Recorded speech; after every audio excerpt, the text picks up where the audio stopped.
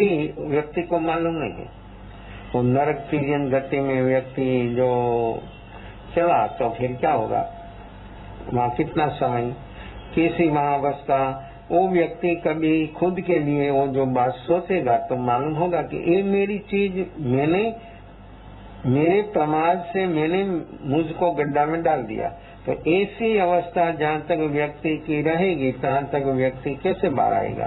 तो प्रमाद मद 8 प्रकार का विषय, 5 इंद्रियों का 23 विषय, उसका भेद प्रभेद जो देखे तो कितना भेद प्रभेद होता है। 5 इंद्रिया, 5 इंद्रियों का 23 विषय, मद विषय, कषाय 25। कषाय 25 से जहाँ तक व्यक्ति में सम्यक दर्शन नहीं है तहाँ तक व्यक्ति में ये अनंतानुबंधी कषाय का उदय है। और ये अनंतानुबंधी कषाय का उदय में जीव को सभी प्रकार का प्रमाद शामिल होता है, एक नहीं। जहाँ तक व्यक्ति ये 5 कारण मेन मद विषय कषाय निंदा और निद्रा, उसी में एक होगा तहाँ तक सब होगा कारण। एक कारण मौजूद है तो सभी कारण मौजूद है। और जो व्यक्ति के भीतर से सभी कारण जो खलास हो गया तो व्यक्ति अप्रमत्त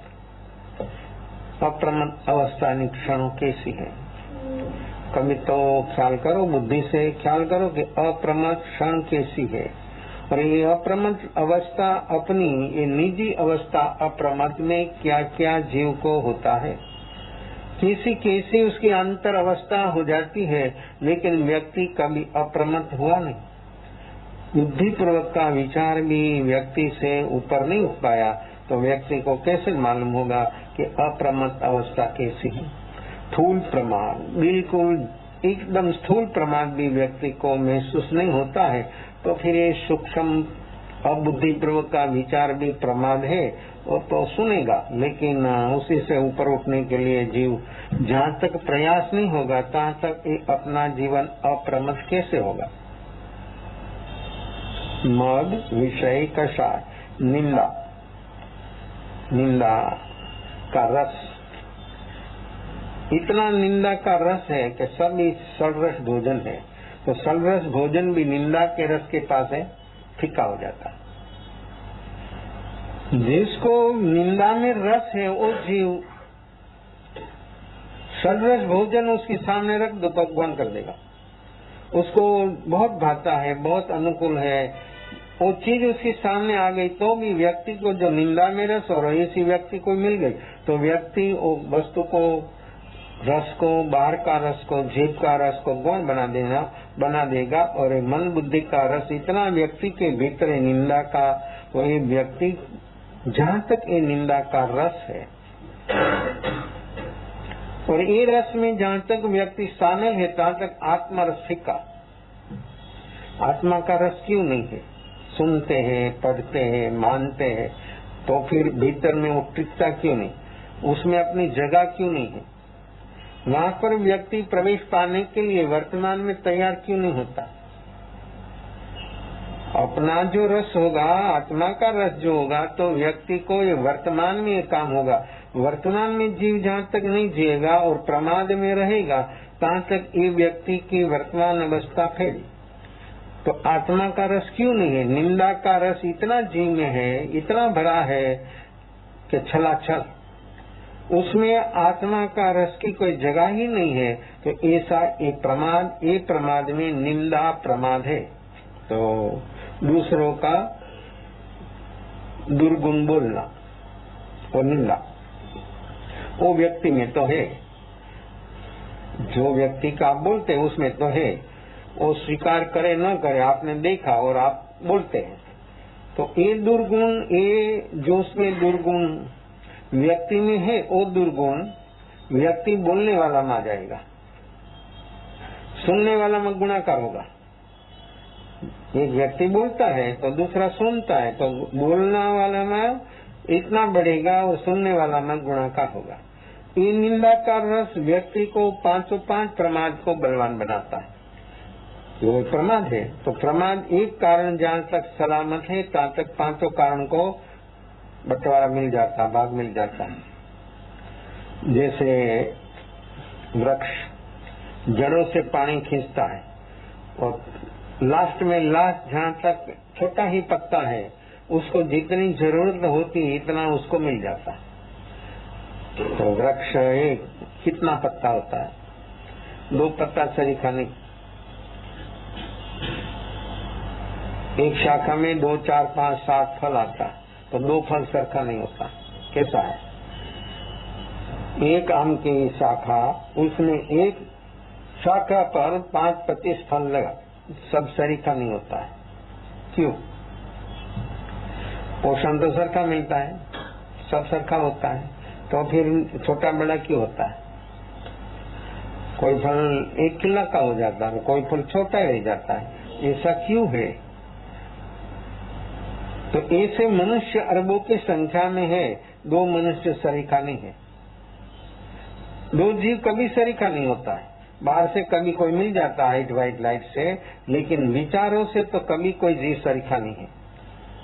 चतुर्गति रूप संसार में जीते सब जीव अलग अलग तरीका से, अलग अलग विचारों से जीते। वो स्थूल अवस्था जहाँ तक व्यक्ति की है और व्यक्ति ऐसे ही जी रहा है, तहाँ तक व्यक्ति वर्तमान में प्रमाद से कैसे बाहर आएगा? तो ये निंदा प्रमाद है, और निंदा में रस इतना है, और ऐसी निंदा है जीवों को रुचिकर है कि जहाँ 2 आदमी 2 इकट्ठे हो गए तो वहाँ दूसरों की होती। ये प्रमाद जीव को भीतर से खाली कर देगा। उदय देखे ना हम लोगों ने, बहुत परिचय है आप लोगों को। छोटा विगलेंद्री जीव है, ये उदय जहाँ जहाँ लगती है वहाँ पर कैसा होता है? लकड़ी को, कागज को वो खाती है, उसका खुराक है। जहाँ वो लग जाती है, ऊपर से कितना अच्छा लगता है और भीतर से सब खाली कर देता है। उसमें जो शक्ति हो, सारी शक्ति वो खा जाते हैं। इससे निंदा जो है व्यक्ति को भीतर से खत्म कर देगा, व्यक्ति खत्म हो जाएगा। भाव प्राण की क्षण क्षण पर हिंसा, एक अनंत चतुष्ट जीव का जो है ये 5 प्रमाद से जीव को ये भाव प्राण की क्षण क्षण पर हिंसा हो रही है। तो ये भाव अपने भीतर में जहाँ तक रहेगा तहाँ तक व्यक्ति को भाव प्राण कभी प्रकट होना संभवित नहीं है। तो सम्यक दर्शन कैसे होगा? ये बुद्धि कैसे प्राप्त होगा? ये बुद्धि प्राप्त करने के लिए अपने को ये मनुष्य जन्म मिला है, लेकिन व्यक्ति कहाँ से कहाँ भटक जाता है और ऐसी निंदा का रस जीव को कहाँ फेंक देता है। तो ये प्रमाद, निंदा ये प्रमाद है। तो फिर आई निद्रा, निंदा और निद्रा। तो निद्रा ये दर्शनावनीय कर्म का उदय है। और ये जो 5 प्रमाद दिखाया, मद, विषय, कषाय, निंदा और निद्रा, प्रायः घाती कर्म की, ये 5 प्रमाद घाती कर्म की अवस्था है। तो एक भी प्रमाद जहाँ तक रहेगा तहाँ तक 4 घाती कर्म बलवान होगा। व्यक्ति को बोध क्यों नहीं होता है और व्यक्ति क्यों ऐसे आवेग में जीता है और कैसा तनाव टेंशन में जी रहा है? वो व्यक्ति की वर्तमान अवस्था, व्यक्ति क्यों स्वस्थ नहीं होता? ये भीतर में किसी न किसी प्रकार का प्रमाद चलता है। का मद हो, का विषय हो, का कषाय हो, का निंदा हो, का निद्रा। तो ये निद्रा दर्शनावनीय कर्म का उदय। तो दर्शनावनीय कर्म वो घाती कर्म है। और निद्रा, तो ये निद्रा का भी प्रकार है। जो जो चीज है वो सभी का प्रकार होता। सब प्रकार में एक प्रकार तो व्यक्ति में होता है, और एक होगा तहाँ तक वो सब चलता है और चलेगा। सभी से व्यक्ति जब ऊपर उठता है तभी उसका काम होता है। तो ये निद्रा, निद्रा भी प्रमाद है। व्यक्ति बोलता है कि निद्रा में कर्म, सो जाता है व्यक्ति फिर कर्म होता है। उसमें तो देखो, तो अपनी मान्यता क्या है कि प्रवृत्ति हो तो कर्म होता है, प्रवृत्ति से निवृत्त हो गया तो कर्म नहीं। कर्म का संबंध प्रवृत्ति निवृत्ति के साथ नहीं है, अपना परिणाम के साथ है। अपना परिणाम वर्तमान में किस प्रकार का चलता है? भीतर का भाव, और आर्तरोद्र ध्यान जहाँ तक है तहाँ तक व्यक्ति का परिणाम अशुभ है, भाव अशुभ है। और व्यक्ति आर्तरोद्र ध्यान से इसी अवस्था में व्यक्ति का आयु का बंध होता है। इससे आर्तरोद्र ध्यान की अवस्था में तो सचमुच जीव नरक के तिर्यन, आर्त ध्यान से जीव को तिर्यन गति, रौद्र ध्यान से जीव को नरक गति। तो ये नरक, तिर्यन गति और गति आगति, चतुर्गति ये अपना स्वभाव नहीं है, तो फिर व्यक्ति क्यों उसमें चला जाए। खुद की वर्तमान अवस्था कैसी चल रही है वो व्यक्ति जो देखने की क्षमता प्रकट हो तो व्यक्ति को मालूम होगा कि ये चीज कैसे चल रही है। तो एक प्रमाद, कोई भी अनुष्ठान, कोई भी साधन आप धर्म अनुष्ठान करें लेकिन प्रमाद होगा तो अनुष्ठान निष्फल। फिर मद होगा, कषाय होगा, निंदा होगी, निद्रा, कोई भी अनुष्ठान लिया छोटा मोटा, लेकिन ज्यादा से ज्यादा तो लोग क्या करते तप, और तप में भी क्या बाह्य तप, अभ्यंतर तप तो लोगों को मालूम भी नहीं है और उसकी वो तो उपेक्षा है। अभ्यंतर तप, बाह्य तप और अभ्यंतर तप, जहाँ तक व्यक्ति के भीतर में बाह्य तप से वस्तु छोड़ने की, खाना पीने का। अभी चतुर्मास चल रहा है तो बहुत लोग तप करते हैं, बहुत विविधता है तपों, लेकिन उसमें भी वेला एक ही तप, खाने का छोड़ देना। फिर नौकारसी, पौरसी, एकासन, आमबेल, बेला, तेला, थाई, नवाई, मांस खमा, जितनी शरीर की क्षमता हो इतना व्यक्ति तप कर रहा है। वो तप एक ही है, दूसरा तप नहीं है। बाह्य तप भी 6 है, तो बाह्य तप 6 तो एक ही तप काहे चलता है। फिर अनशन, फिर उणोदरी, खाना को बैठा और खाना खा रहा है। उणोदरी आप क्या समझे हैं? उणोदरी तप का अर्थ आप लोगों ने क्या किया है? 4 रोटी खाता तो 3 खावे और बोलता कि उणोदरी, लेकिन चावल ज्यादा ले लेगा। मन बहुत होशियार, और चावल नहीं लेगा तो दूसरा कुछ मांग लेगा कि हाँ वो लाओ। हाँ बोला कि रोटी में 4 नहीं खाई, 3 खाई। उणोदरी क्या है? अपना मन कितना होशियार, कितना चालाक, कहां से कत्ता से भाग जाता। तो उणोदरी तप, खाने को बैठा, उणोदरी तप ये है कि रस आया तब छोड़ दो। रस आया खाना खाने में, फिर 2 रोटी खाया कि 3 रोटी खाया, लेकिन रस आया वहां तक तुम छोड़ दो, पूर्ण कर दो, तो ये उणोदरी तप है, रस परित्याग तप। खाने को बैठा, अपने सामने बहुत चीज आई, चीजों की जादी के थोड़ी चीजों की भी रस कैसा है। आप खाना खाते उसमें जो सब्जी होती, दाल, चावल, रोटी, मिठाई, फरसा, चटनी, संभारा कितना होता है? वो सब्जी जितना होता है, चटनी कैसी है, कितनी लेते हैं? तो वो व्यक्ति को जो वो चीज में जिसको रस है वो चीज नहीं आई तो सारा भोजन कैसा हो जाता है? सारा भोजन के विषय में व्यक्ति की अरुचि हो जाती है। जो रस वाली चीज नहीं आई तो व्यक्ति की हालत ऐसी होती है। तो व्यक्ति को पेट भरना, वो चटनी संभारा से पेट नहीं भरता, वो तो रोटी से होता है, लेकिन व्यक्ति के भीतर में उसकी और रस कैसा है, ये रस जहाँ तक व्यक्ति के भीतर में चलेगा तहाँ तक व्यक्ति रस परित्याग तप नहीं है। तिरसाल खाली माया देखा और ये बहुत बड़ी चीज है, बहुत सुंदर है, चख लिया, फिर आपके टेस्ट की है तो आपका जोर उसके पर ज्यादा रहेगा। और कोई फंक्शन में गया तो व्यक्ति का क्या बोलना, इतना खा लेगा कि व्यक्ति घर पर आना भी, पहुंचना भी तकलीफ वाला हो जाएगा। तो ये रस परित्याग तब जो चीज खाने में लिया और टेस्ट आया वो चीज सबसे पीछे खाओ, एक ही चीज खाओ, होश से खाओ। इतना होश से वो चीज लेगा व्यक्ति तो वो चीज खाते खाते व्यक्ति को उसकी ओर जो रस है, लगाव, और लगाव रस किसका है? राग। वस्तु की और अटैचमेंट 2 चीजों से होता है। राग से जो अटैचमेंट होता है सुख रूप लगता है, द्वेष से जो अटैचमेंट होता है दुख रूप लगता है। फिर वस्तु हो कि व्यक्ति हो, अपने सामने 2 ही चीज है, कोई भी जगह पर आप जाओ। और चतुर्गति रूप संसार में ये दो ही चीज मिलती है, जीव और पुद्गल। और जीव का नाता आनंद काल से पुद्गल की साथ है। शरीर भी पुद्गल, आप कहाँ बचेंगे? आप कैसे बचेंगे?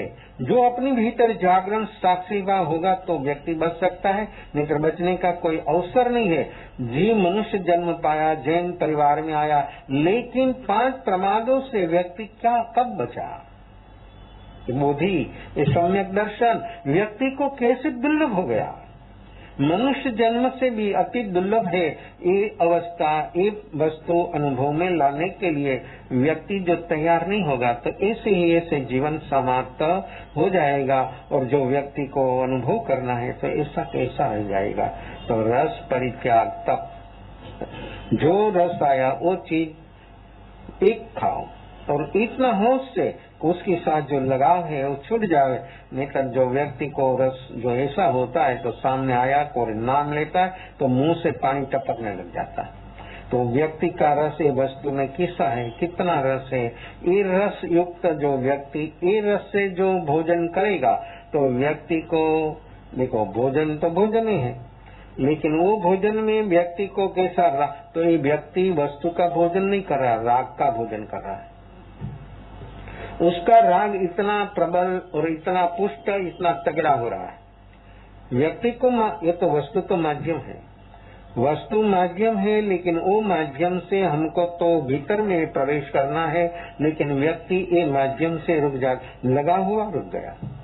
लगाव से जो ऊपर उठेगा तो ही व्यक्ति आगे बढ़ सकता है। तो अपने को आगे चलना हो तो एक तप, अनशन, उणोदरी, रस परित्याग, वृत्ति संक्षेप, अपनी वृत्तियों को संकेलना, 5 इंद्रियों, मन और बुद्धि जो भाग रहा है उसको संकेला करना, सूक्ष्म बना, एक पॉइंट पर लाना, फिर देखना कि ये चीज कहाँ से आ रही है, कहाँ से बढ़ रही है, कैसे बढ़ रही है, इसका एक शून्य से कितना विस्तार होता है। ये वृत्तियों, एक इंद्री का विषय में व्यक्ति शामिल हुआ तो 5 उसके साथ शामिल है।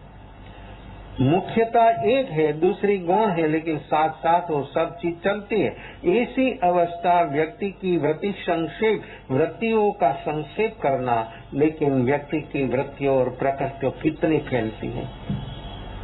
वृत्ति और प्रकृति जितनी फैलेगी इतना भव बढ़ेगा। तो अपना काम, अपने को मनुष्य जन्म मिला है तो ये किस लिए मिला है? ये भव का संकेला करने के लिए। तो अपना भव बढ़ रहा है अपनी वृत्ति और प्रकृतियों से, तो उसका संकेला करना, ये वृत्ति संक्षेप तप। समझे थोड़ा, सिर्फ एक तप कर रहे हैं लोग, बाहर की वस्तु छोड़ रहे, लेकिन उसके साथ दूसरा जो तप है उसको मालूम नहीं है। तल्लीनता, तल्लीनता, तल्लीनता दूसरों में एक रूप होना, सलीनता स्वयं में एक रूप होना। जहाँ तक व्यक्ति स्वयं में एक रूप नहीं होगा तहाँ तक व्यक्ति बाहर में तल्लीन है।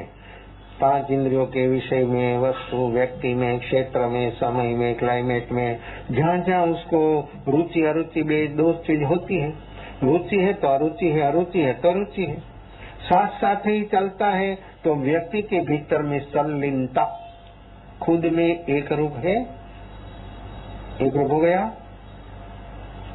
एक रूप तो है ही, हर जीव एक रूप है वृत्ति और प्रकृतियों में। तो 5वां नंबर में वृत्ति संक्षेप, वृत्तियों का संक्षेप कर लिया तो एक पॉइंट पर वृत्ति आ जाएगी, और एक पॉइंट पर आ गई और उसके पर जो ध्यान करेगा तो वहाँ से उसकी जड़ निकल जाएगी। लेकिन व्यक्ति ध्यान से तो भागता है, ध्यान से तो भड़कता है, ध्यान से तो भयभीत है। जो भय मिटाने वाली चीज है, ध्यान भी साधन है, साध्य नहीं है। तो साधन से साध्य तक पहुंचा जाता है। तो ये साधन व्यक्ति को निश्चित हुआ कि ये चीज यहाँ पर है, और उसके पर जो व्यक्ति का ध्यान होगा तो भीतर से ही वृत्तियों प्रकृतियों खत्म हो जाएगी, जड़ निकल जाएगी, उपसंशय उपशम नहीं, खत्म हो जाएगी। ऐसी है अपनी वर्तमान अवस्था। तो सल्लीनता, खुद में एक रूप हो जा। तो ये जहाँ तक वृत्तियों से व्यक्ति ऊपर नहीं उठेगा तहाँ तक प्रकृति बढ़ेगी, वृत्तियों से प्रकृति बढ़ती है, प्रकृतियों से जन्म बढ़ता है, जन्म से दुख का कारण मजबूत हो, दुखों का कारण मजबूत होने से जन्म की परंपरा चल रही है। अपनी भीतर दुखों का कारण है, कार्यबार होता, ये जन्म कार्य है, जन्म परिणाम है। हमने जो बीज बोया है उसका ये परिणाम है। भोगवे निभूल, जो वर्तमान भोग रहा है भूतकाल में किया है, वर्तमान में भोग रहा है, तो वर्तमान में वो भोगते भोगते दूसरी भूल कर रहा है, और ये भूल से बाहर कब आएगा? ऐसी तो एक परंपरा चल रही है। भूल से भूल बढ़ रही है, तो उसमें प्रमाद बढ़ रहा है, सब कुछ बढ़ रहा है, तो व्यक्ति कब बाहर आएगा? अपना वर्तमान में अपने को बाहर आने के लिए व्यक्ति जागेगा नहीं, तब तक उसका काम होगा नहीं। तो ये बाह्य तप 6 प्रकार, भीतर का 6 प्रकार। बाह्य तप में कुछ न कुछ वस्तु छोड़ने की है, और व्यक्ति वस्तु छोड़ देता है, लगाव नहीं छोड़ता। जन्म छूट जाता है, लगाव नहीं छूटता है। तो ये लगाव जहाँ तक है तहाँ तक जन्म रहेगा, जन्म नहीं, जन्म का कारण रहेगा, और जन्म का कारण है तहाँ तक जन्म होता ही रहेगा। तो ये साधनों से अपने को जन्मों का कारण मिटाना है, एक काम अपना है, और वर्तमान में वो शक्य संभवित है। अभ्यंतर तप, भीतर के तप में व्यक्ति को प्रकृतियों से ऊपर उठने का प्रायश्चित, पहला ही तप। जीवन में समझ आई वहां से अभी तक जिसकी ओर श्रद्धा हो, जिसकी ओर आपका समर्पण भाव हो, वो व्यक्ति के सामने जाकर अपनी जीवन की सारी किताब को खोल दो। जो व्यक्ति छिपाता है उसका गुनाहगार होता है, जो व्यक्ति प्रकट कर देता है वो खत्म हो जाता है। तो हर व्यक्ति की हालत ऐसी है, व्यक्ति पुण्य प्रकट करता है और पाप छिपाता है। जो छिपाएगा उसका गुनाहगार, और जो प्रकट कर दिया, कुछ भी शुभ काम किया, अच्छा काम, दूसरों को नहीं बोले तब तक ठीक नहीं होगा। कोई भी काम अच्छा किया, अच्छा कहें, अच्छा करना तो अच्छा है, लेकिन दूसरों को बोलने की जरूरत नहीं है। लेकिन व्यक्ति बोलने के बिना क्यों नहीं रह सकता? तो पाप क्यों नहीं बोलता? वो भी बोलने की चीज है, वो क्यों नहीं बोलता?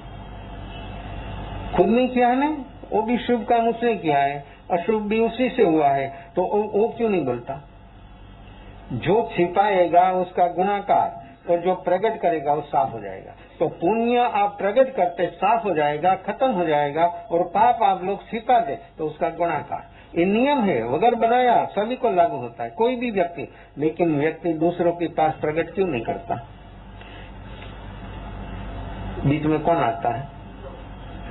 देखो, सब जगह पर आप प्रवृत्ति में हो, निवृत्ति में हो, कोई भी हालत में हो आप, लेकिन भीतर में ईगो ही काम कर रहा है। और ये ईगो जहाँ तक इर्द गिर्द केंद्र में ईगो है, ईगो की ओर चारों ओर व्यक्ति घूमता है, तहाँ तक संसार घूमेगा।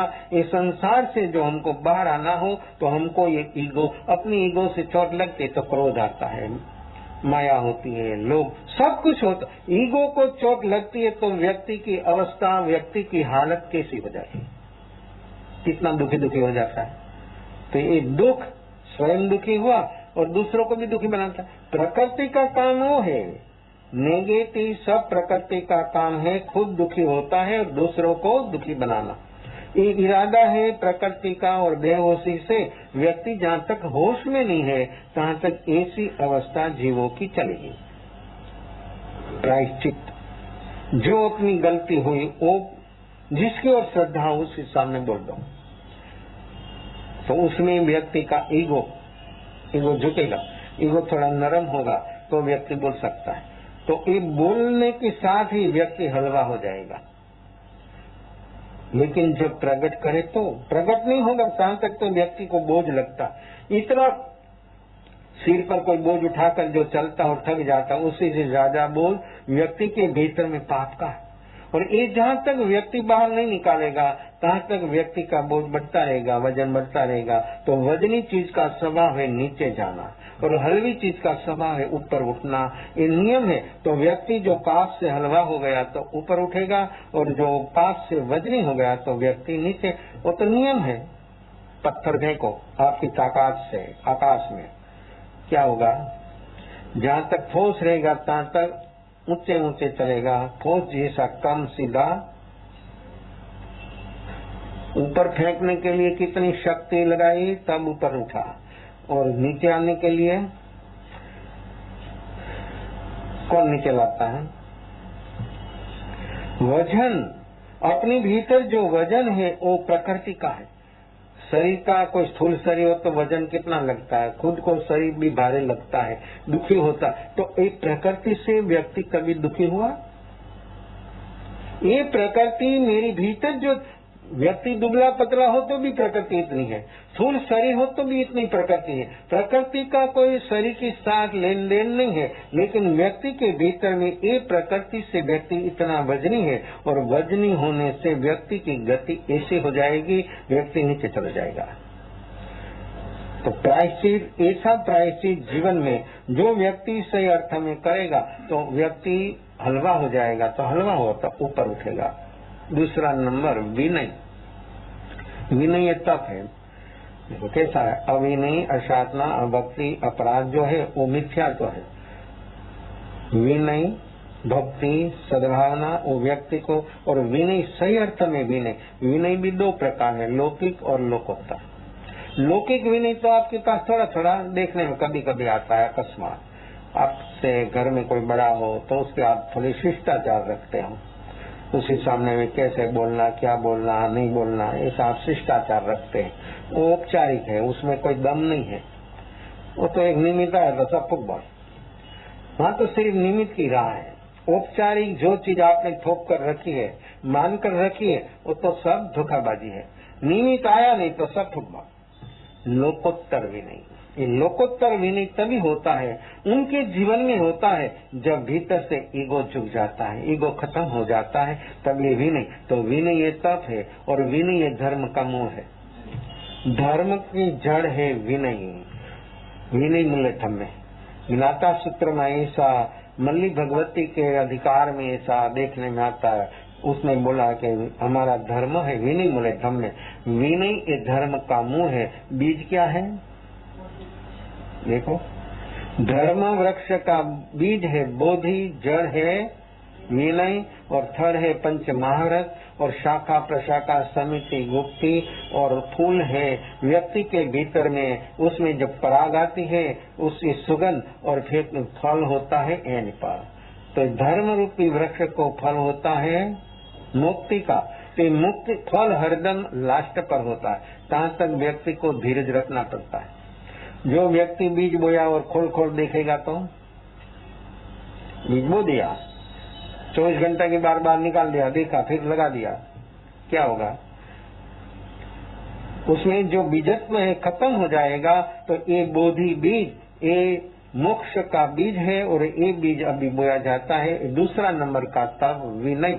तो ये विनय ईगो जब पंच परमेष्टि की ओर जो अपना विनय होता है, ऐसा विनय लोकोत्तर विनय, तो सचमुच व्यक्ति को सम्यक दर्शन कितना इजी हो जाता है। तो लोकोत्तर विनय, पंच परमेष्टि की ओर जो अपना विनय है, लोकोत्तर विनय है, ये विनय तप है। तब कैसे? तो ईगो से मुक्त। आप कोई भी करो अनुष्ठान, कोई भी अनुष्ठान की आराधना तभी होगी जब व्यक्ति के भीतर से वो प्रकृति से व्यक्ति ऊपर उठेगा, तो वो साधन बनेगा। कोई भी अनुष्ठान योग से होता है, उपयोग को जगाने के लिए, उपयोग जगाने के लिए साधन है। लेकिन व्यक्ति साधन को धर्म मान लेता है, कैसे आगे चलेगा? 99% लोग साधन को धर्म मानता है। कोई आगे चले तो पुण्य को धर्म मानता है, कोई उसी से आगे चले तो संप्रदाय को धर्म मानता है। संप्रदाय बार की व्यवस्था, धर्म अनुष्ठान सब साधन है, और पुण्य ये शुभ कर्म है। व्यक्ति कर्म को धर्म मानेगा, कैसे आगे चलेगा? पुण्य से कर्म, पाप से पुण्य अच्छा है, लेकिन पुण्य से धर्म आनंद गुणा। पुण्य से व्यक्ति को अनुकूलता मिलेगी सभी प्रकार की, शारीरिक, मानसिक, व्यवहारिक, कौटुंबिक, आर्थिक, बस वहां तक पहुंच है। पुण्य की पहुंच आर्थिक क्षेत्र तक है, परमार्थ तक उसकी पहुंच नहीं है।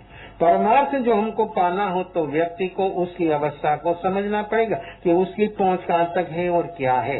बाहर की सुविधा सगवड़ मिलेगी, लेकिन दुखों का कारण उसी से नहीं मिल सकता है। तो ये साधन विनय व्यक्ति के भीतर में ऐसा लोकोत्तर विनय जो आ गया तो व्यक्ति कैसा हो जाए? ये उदयन राजा, उसके भीतर में कैसा लोकोत्तर विनय भगवान महावीर की ओर कैसी भावना भारा कि भगवान पधारे तो मुनि हो जाओ। इसी भावना उसके भीतर में बलवत्तर बनेगी और 363 मत एकांत जो है वो सभी से आत्मा ऊपर उठ गया और उनके भीतर में बोधि प्राप्त। पहली कला जीवन में बोधि सम्यक दर्शन और जीवन की साधना की अंत क्षेत्र की पहली कला है, तो वो उसने जीवन में प्राप्त किया। तीसरा नंबर का तप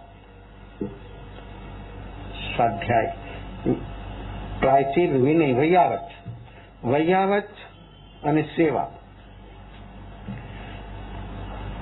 पंच परमेष्टि की सेवा कैसे करे? बोलते हैं सेवा पूजा, तो सेवा और पूजा, सेवा होगा तो पूजा होगी, सेवा नहीं तो पूजा नहीं पहुंचेगी। तो सेवा क्या? पंच परमेष्टि की सेवा। सेवा जो होगा तो ही पूजा पहुंचेगी। तो आज्ञा अपने भीतर में 3 योग और उपयोग से हमने आज्ञा का स्वीकार किया, वहां तो अपनी इच्छा आती है। अपनी इच्छा, कितनी इच्छा, कैसी इच्छा, और ये इच्छा जहाँ तक चलेगी तहाँ तक ये सेवा कैसे होगी और ये आज्ञा कैसे होगी? आज्ञा, ये सेवा कैसे? तो आज्ञा कैसे पाले? पंच परमेष्टि की आज्ञा साधक को, मुमुक्षु को जो होती हो वो स्वीकारने के लिए तैयार है, और तैयार तो तभी होगा जब उसका एक ही लक्ष्य है कि ये संसार का जो राउंड है उसी से मुझे बाहर आना है। वो व्यक्ति कभी ये आज्ञा का स्वीकार करेगा, बाकी सुनेगा लोग, स्वीकार नहीं होगा। और स्वीकार नहीं होगा और आज्ञा के बिना आराधना नहीं है। इच्छा से कुछ भी करेगी, इच्छा बढ़ेगी, इच्छा जहाँ तक है तहाँ तक वो इच्छा फैलेगी और भव फैलेगा, जन्म बनेगा। व्यक्ति को आज्ञा से, इच्छा से व्यक्ति ऊपर उठ जाता है। आज्ञा ऐसी है कि आज्ञा के बिना आराधना नहीं, तो आज्ञा चेतन को चेतन की होती है, लेकिन वो तो हम समझे नहीं। बाहर से कुछ बोला कि कर दो तो व्यक्ति कर देता, लेकिन उसमें अपना भाव किस प्रकार का रहा वो व्यक्ति जहाँ तक नहीं देखेगा तहाँ तक एक काम सेवा और पूजा। सेवा होगी वितराग की सेवा। ये वितराग की सेवा ये है चतुर्विध संघ के लिए राग द्वेष से ऊपर उठना। तो हम कैसा ऊपर उठे, कितना ऊपर उठे? चतुर्विध संघ को वितराग की आज्ञा वो है, धर्म ध्यान का काय सर्ग आता है,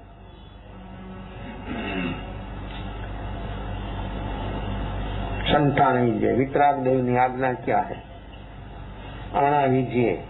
वितराग की आज्ञा क्या है, कैसी है? चतुर्विध संघ के लिए एक शब्द प्रयोग किया है, ये वायु सूत्र का मूल पाठ है। शास्त्रों का शब्द है, अर्थ हमारी इच्छा के मुताबिक होता है।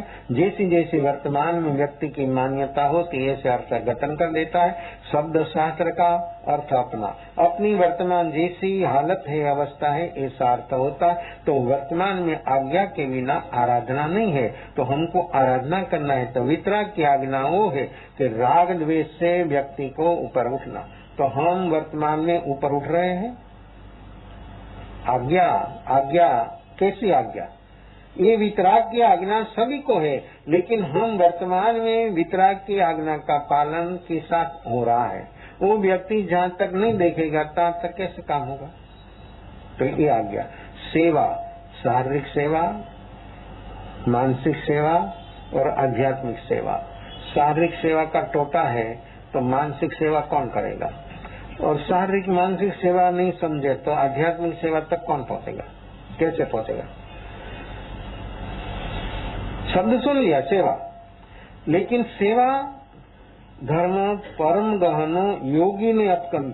योगी पुरुषों को ये सेवा कठिन है, आप लोगों तो बहुत सुलभ है। जहाँ तक व्यक्ति जागेगा नहीं तहाँ तक स्वरूप की सेवा, आत्मा की सेवा। शरीर की सेवा 24 घंटा करते हैं जी, हर व्यक्ति शरीर की सेवा 24 घंटा करते हैं, आत्मा की सेवा एक क्षण नहीं। सेवा करते शरीर की, तो शरीर पर जहाँ तक हमारा ये लगाव है तहाँ तक व्यक्ति को ये साधन बनेगा दुखों का, और जो व्यक्ति का लगाव छूटेगा तो व्यक्ति ये साधन बनेगा मुक्ति का। तो हमको ये शरीर साधन है, तो ये साधन की सेवा हम 24 घंटा कर रहे। आत्मा की सेवा कितनी? तो शारीरिक सेवा में शरीर की सेवा, जो कोई व्यक्ति अस्वस्थ है, बीमार है, बुढ़ापा है, उसकी सेवा, तो खिलाना, पिलाना, निलाना, धुलाना, उसको कोई दवाई देना, वो शारीरिक सेवा। मानसिक सेवा, अभी तो दिन प्रतिदिन वृद्धाश्रम बढ़ रहा है कि वर्तमान युग का ये फैशन का प्रतीक है। सब प्रकार की फैशन, तो वृद्धाश्रम में जाना वही फैशन। भेज देना माँ बाप को वृद्धाश्रम में, कि रोज रोज सुनना वो सही नहीं होता है। कैसी अवस्था है व्यक्ति की? वर्तमान अवस्था किस प्रकार की चल रही है व्यक्ति कभी सोचता नहीं है। इसी जहाँ तक अवस्था अपनी रहेगी तहाँ तक हमारी पीढ़ी की अवस्था क्या होगी वो व्यक्ति कभी सोचता नहीं, और नहीं सोचेगा तहाँ तक खुद का काम क्या होगा। तो मानसिक सेवा कैसे होती है? सेवा कर सकते हैं भाव से, अभाव से, कुभाव से, लेकिन व्यक्ति के भीतर में मानसिक सेवा तो तभी होती अपनी प्रवृत्तियों से, अपनी दिनचर्या से। व्यक्ति को कभी मानसिक टेंशन नहीं होना होता है अपनी प्रवृत्तियों से। सामने वाली व्यक्ति बीमार नहीं है, बुढ़ा है, बुढ़ापा आ गया है और वडील है, अपनी प्रवृत्तियों से वो व्यक्ति को कभी संताप मानसिक नहीं होना, उसका नाम है मानसिक सेवा। कितनी कैसी सेवा होती है? सोचा है कभी? हमारी दिनचर्या, हमारी प्रवृत्तियों, हमारा विचारों, हमारी बोलना, हमारा प्रवृत्ति काम करना, उसी से घर में रही हुई व्यक्ति को मानसिक परिताप नहीं हुआ, तो ये मानसिक सेवा है। कैसे होती है? हो सकता है लाज शर्म से तो खिलाते पिलाते हैं, सब कुछ कर लेते हैं, लेकिन मानसिक सेवा तो मानसिक सेवा नहीं है, तो आध्यात्मिक सेवा। ये सेवा तप है, सोचो समझो, सिर्फ सुनना नहीं है, सिर्फ पढ़ना नहीं है, मानना, सोचना है कि ये सेवा तप कैसे। सबका काम तो है कर्म को खत्म करना। जो सही साधन होगा, आज्ञा के मुताबिक होगा, तो व्यक्ति को ये साधन से व्यक्ति मुक्त होगा, दुखों का कारण खत्म हो जाएगा। तो ये सेवा भाव से, अभाव से, कुभाव से जो होती है, लेकिन व्यक्ति के भीतर में जब भाव से होती है तो व्यक्ति तो मानसिक परिताप, उसको जो भाव से सेवा करेगा तो मानसिक परिताप नहीं होगा। उसकी प्रवृत्तियों से सामने वाले व्यक्ति को मानसिक परिताप नहीं, और शारीरिक श्रम से मानसिक श्रम 3 गुना है। व्यक्ति चाहे इतनी प्रवृत्ति करे, जो थकान नहीं होती है, उसी से मानसिक टेंशन से व्यक्ति ज्यादा थक जाता है, ज्यादा दुखी होता है, ज्यादा आर्तरोद्र ध्यान होता है। काम तो जो करेगा तो बीमार नहीं रहेगा, स्वस्थ शरीर रहेगा, लेकिन वो सब मान्यता चली गई है, वो सब अभी तो आराम। लेकिन आराम में तो कैसा है विषमता, और ये विषमता व्यक्ति को खा जाएगी, विषमता व्यक्ति को खत्म कर देगी। तो ये विषमता जहाँ तक अपने भीतर में चलती है मन में, तहाँ तक व्यक्ति स्वस्थ नहीं रहेगा। तो ये सेवा, मानसिक सेवा व्यक्ति की तभी होती है जब हमारी सारी प्रवृत्तियां सामने वाले व्यक्ति को मानसिक टेंशन तनाव से मुक्त कर देता है। आज्ञा के मुताबिक जो सेवा होगी तो व्यक्ति के भीतर में कभी मानसिक टेंशन तनाव नहीं होगा। इच्छा के मुताबिक होगा तो टेंशन तनाव कदम कदम पर होगा, और व्यक्ति दुखी, खुद भी दुखी होगा, दूसरों को भी दुखी बनाएगा। तीसरा नंबर की सेवा आध्यात्मिक सेवा। कैसे? आध्यात्मिक सेवा जो ज्ञानी पुरुषों है ना, वो सब जीवों की आध्यात्मिक सेवा करते हैं। प्रत्यक्ष परोक्ष सब जीवों को आध्यात्मिक सेवा करते हैं। ज्ञानी पुरुषों जो सेवा करते हैं वो सेवा कोई नहीं कर सकते, लेकिन तो फिर चानस है जो व्यक्ति का लक्ष्य हो, रुचि हो, तो व्यक्ति आध्यात्मिक सेवा कर सकता है, लेकिन खुद की रुचि है, खुद की जागरण साक्षी भाव की साधना है, तो व्यक्ति ऐसी आध्यात्मिक सेवा तक खुद पहुंच सकता है और दूसरों की आध्यात्मिक सेवा कर सकता। सामने वाली व्यक्ति को राग द्वेष की अवस्था से ऊपर उठाना, ये आध्यात्मिक सेवा। कितना व्यक्ति तैयार होता है तब ये काम होता है, और ये तैयारी खुद की वर्तमान जागरण साक्षी भाव की होती है तो काम होता है। तो राग द्वेष बढ़ाने में निमित्त होता है तो सब प्रकार की सेवा खत्म, शारीरिक भी नहीं, मानसिक भी नहीं, आध्यात्मिक भी नहीं। एक व्यक्ति के भीतर में अणगमो हो, भीतर में अरुचि हुई, खलास। बाहर से कर देगा, हो जाएगा, लेकिन भीतर से ऐसा क्यों हुआ, ऐसा था। या तो सूक्ष्म से सूक्ष्म चीजों का ख्याल करना है तो व्यक्ति का काम होता है, और जहाँ तक व्यक्ति स्थूल चीजों को भी देखता नहीं और सुनता नहीं, तहाँ तक व्यक्ति के भीतर में ये प्रकृतियों से, ये प्रवृत्तियों से व्यक्ति बाहर कैसे आएगा। आध्यात्मिक सेवा राग द्वेष से जीवों को ऊपर उठाना ज्ञानी पुरुषों का हरदम वही लक्ष्य है कि समस्त जगत के जीवों दुखी है। आपका दुख की व्याख्या वो है कि जिसके पास साधन सगवड़ सुविधा नहीं है वो जीव दुखी है। हर जीव दुखी है, अरबों खरबोपति भी दुखी है, और सम्राट हो तो भी दुखी है, मिनिस्टर तो ज्यादा से ज्यादा दुखी। पैसा दुनिया भर का इकट्ठा कर दिया है, लेकिन ज्यादा से ज्यादा दुखी वो लोग है। इतना बीमार, इतना रुग्ण है कि जिसकी कोई सीमा नहीं है, लेकिन व्यक्ति को कैसा सुख लगता है, कैसी पागलपन की अवस्था है। तो ये व्यक्ति के भीतर में जहाँ तक ये संपत्ति से सुविधा सगवड़ मिलेगी, लेकिन दुख का कारण नहीं मिटेगा। ये सेवा, आध्यात्मिक सेवा तक जो व्यक्ति पहुँच गया तो सारा दुखों का कारण खुद का मिल जाएगा और दूसरों का भी मिल जाएगा। ये है सेवा। तो ये आध्यात्मिक सेवा ज्ञानी पुरुषों और व्यक्ति मुमुक्षु आत्मार्थी जो हो वो दूसरों की भी ऐसी आध्यात्मिक सेवा तक पहुंच सकता है, और ये जो पहुंच गया तो सचमुच उसका कल्याण ही कल्याण होगा। तो सेवा धर्म परम गहनो योगी ने अपगम्य। योगी पुरुषों को भी ये सेवा कठिन, आध्यात्मिक सेवा। बाहर की सेवा तो होती है और लक्ष्य बिना। पहली सेवा में अपेक्षा नहीं, मांग नहीं, तो सेवा। अपेक्षा मांग है, सेवा रहेगी, सेवा खत्म, फल परिणाम खत्म। इच्छा अपेक्षा के बिना सेवा और शारीरिक मानसिक सेवा सामने वाले व्यक्ति को अपनी प्रवृत्तियों से, अपनी दिनचर्या से मानसिक परिताप नहीं होना।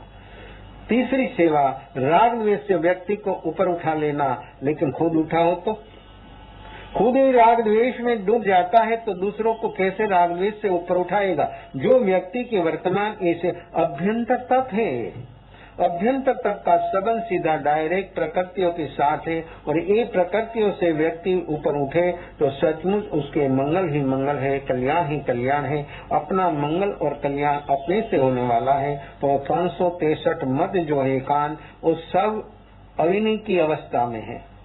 जहाँ जीव में अविनय, असाधना, भक्ति, अपराध होता है वहाँ 363 मत पाखंडी का। पाखंडी मीन इसलिए बोला कि एकांत आत्मा को मानते हैं। एकांत मानना 363 मत है, और भगवान ऋषभ के समय से वो प्रवर्तन चल रहा है। अभी तो इंडिया में धर्म बहुत बहुत संप्रदायों की ऐसे भेद प्रभेद हो रहा है, और ये सब जहाँ तक ऐसी अवस्था संप्रदाय की मान्यता में जीव जिएगा तो राग द्वेष का जमेगा। राग द्वेष से ऊपर उठना वो अपना काम है। कोई भी व्यक्ति हो, कोई भी संप्रदाय में हो, राग द्वेष से ऊपर उठेगा वो आत्मा धर्म पाएगा, कोई भी हो। लेकिन जो व्यक्ति के भीतर में राग द्वेष की वृद्धि कोई भी निमित्त पाकर जो होगी तो व्यक्ति कभी स्वभाव रूप धर्म को प्राप्त होना है कभी संभवित नहीं है। समय अपना पूरा हो रहा है, हम जागे और जागेगा तो ही हमारा काम होगा। ये जागने के लिए मनुष्य जन्म मिला है। भागना बंद कर दे, जागे, और जागेगा तो काम इतना आराम से हो जाएगा, इतना इजी हो जाएगा कि व्यक्ति को सभी प्रकार से सुख शांति प्राप्त होगी। सभी जीवों जागने का प्रयास करें विशेष भाव भेद अवसर पर। चदारी मंगलम नलिंदांगलम दांगलम सौमलम देवलीवनोदहोंगलम जदारी लगुदमा साहुलुगुदमा केली पनंदोदहोंगुदमा जदारी शरणं भजामि अरिहंता शरणं मौयामि, सिद्धा शरणं मौयामि, साहु शरणं मौयामि, केवली बलन्दं धमं शरणं मौयामि, चारंगलिंगारतं या संगरदेव सागरमामृतये, सकल कर्मणो अणयन्नमोक्षदां सुखलेनन्न भावदरी देवगुणगाय देवतरेन्द्रदाय संसाराय शरणागाय अगर शरण नहीं तो जय नरनारी आदरे अक्षय अविचल बल हो